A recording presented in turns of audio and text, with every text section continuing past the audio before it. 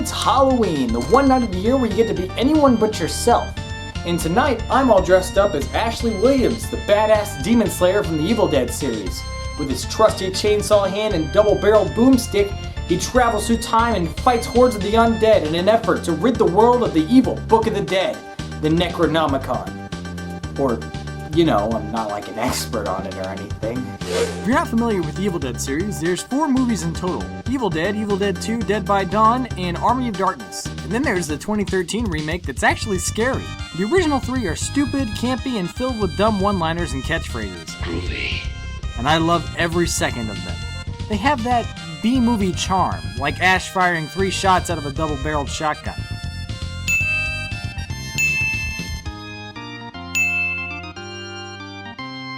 Now, Evil Dead came and went long before I was born, but with Ash vs. Evil Dead premiering tonight on Starz, there's not a better time to be an Evil Dead fan. But of course, I can't play games with this.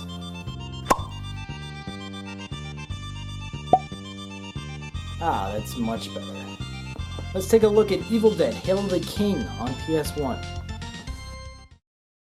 Evil Dead Hail to the King begins with a lengthy retelling of the events of Evil Dead 2 and Army of Darkness, picking up immediately where Army of Darkness left off. Ash hits it off with this new girl, Jenny, from S-Mart, and things are going great, until Ash starts having nightmares about the Deadites. So Jenny convinces him to go back to the cabin where it all started to face his fears. Unfortunately, as you'd expect, things go sideways. Jenny gets kidnapped, I mean, I guess. She just kind of disappears without an explanation, and you have to go rescue her. Yay. Work shed.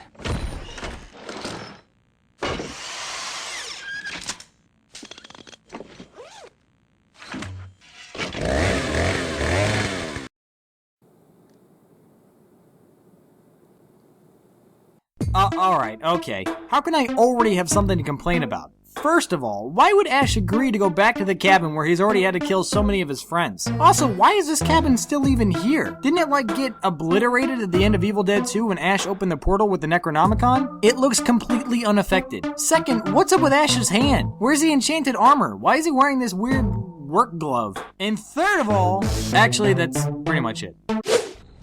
Jenny's out there somewhere. Alive. I can feel it. If I can find the pages from the Necronomicon, I might be able to send the evil back and undo this whole mess once and for all. Oh, wow. Well, for a PS1 game, this actually looks pretty good, but it's hard to control. It's trying really hard to be Resident Evil, but the controls fall flat in a big way. When the camera angle changes, the controls change with them, so it takes a minute to reorient yourself. Come get some. Let's go. Yo! Come get some. Let's go. Yo! The triangle button literally just says one-liners. Come on, now that's pretty awesome.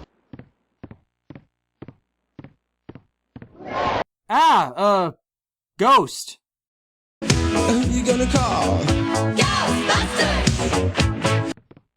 Just gotta swing and,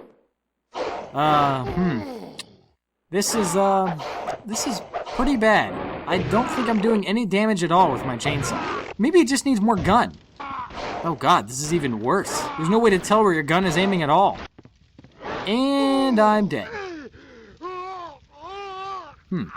One moment. A quick look at the manual reveals that I wasn't doing any damage with my chainsaw. You see, I have to rev it up first by pressing R2, then I can attack with the chainsaw. But the only problem with that is that revving up the chainsaw takes gas. But the chainsaw is your most powerful weapon, and it runs through gas really quickly. I mean, look at this. I only ran it for like, what, 10 seconds? Look at how much gas that took. I really want to like this game, but the controls are just so difficult, I can't work with it. I would probably have an easier time playing this with a real chainsaw. And I've beaten the original Resident Evil, so it's not like that's an issue. Environments are hard to figure out. Is that a door? I guess it is.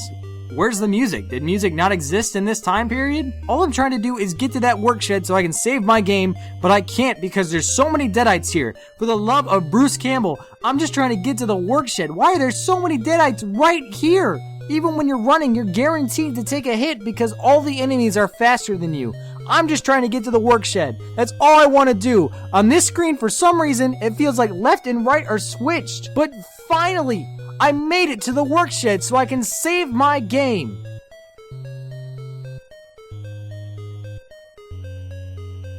insert memory card.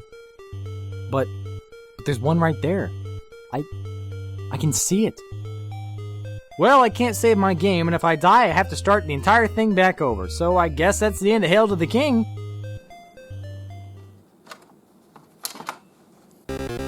Evil Dead, Hail to the King.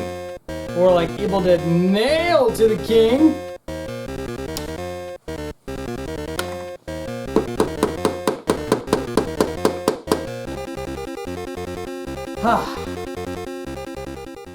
Oh God.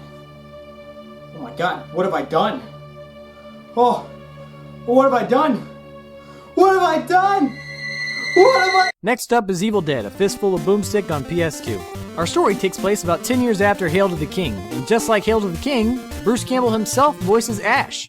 May seem hard to believe, but these chiseled good looks have seen a whole lot of ugly. We start with an Ash wasting away in a bar, trying to forget the events of the past.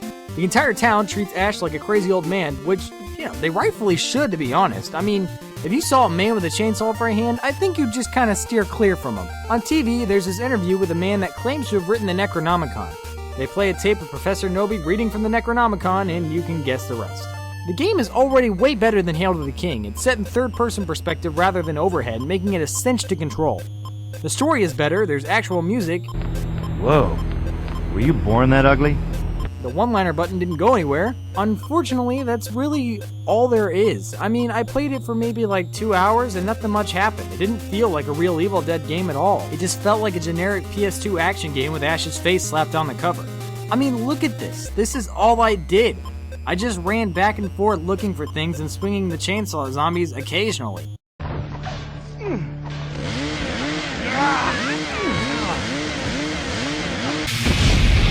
I will say though, the game does handle Ash's smug asshole stance on things pretty well. I mean, just look at the way he fires that gun. He doesn't even look where he's shooting. He doesn't run from zombies, he walks away from them. Yep, they pretty much got Ash down. The yard behind the police station was crawling with deadites. Something told me walking in with guns blazing wasn't the smart option. What's that? Go in guns blazing?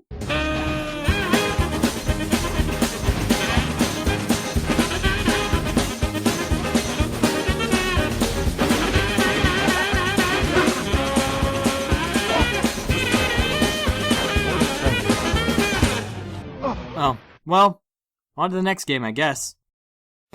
Evil Dead Regeneration is, what a surprise, on PS2 and takes place after Evil Dead 2 in an alternate reality where Army of Darkness never happened.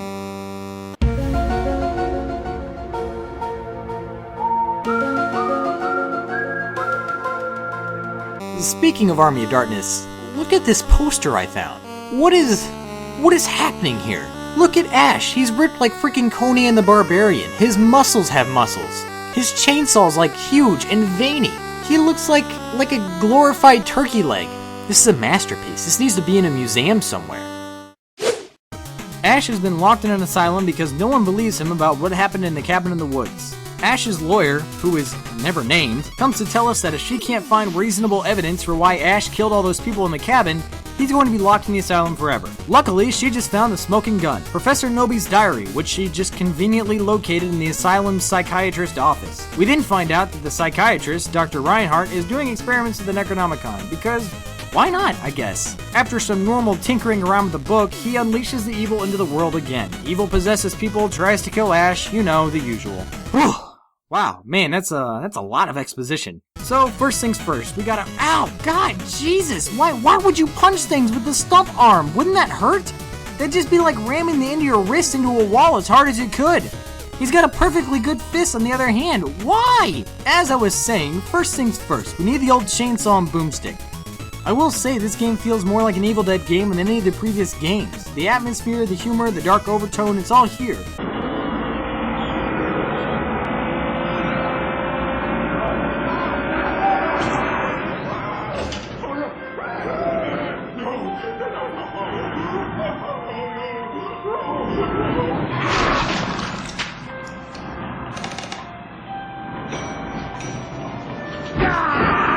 After you work your way up to the patient belongings room, the game finally kicks it in.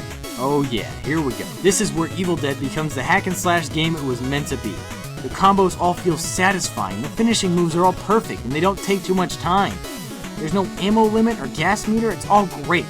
Though I do have one question. Why did Ash put on that old ratty t-shirt? It's covered in the blood of his friends. That's gross, yo. Also, the chainsaw just still has gas in it after all this time? Before we can make it to Reinhardt's lab, we have to fight our first boss, this weird discoing deadite. It's really difficult, actually. He can kill you in just one hit, sometimes if you're not even near him. If a single part of you is near the water, you'll take a hit.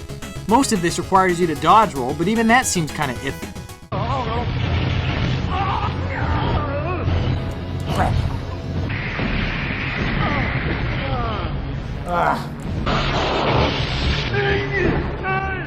Okay, that's it.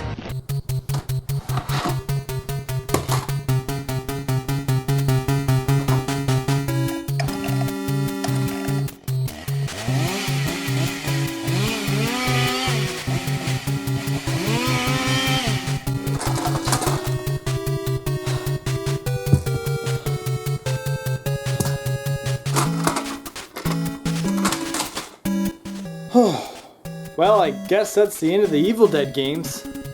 Well, I'm off to enjoy the rest of my Halloween. I hope you guys make the best of yours. Excuse me, sir. Do you have a glass of water? My throat is bone dry.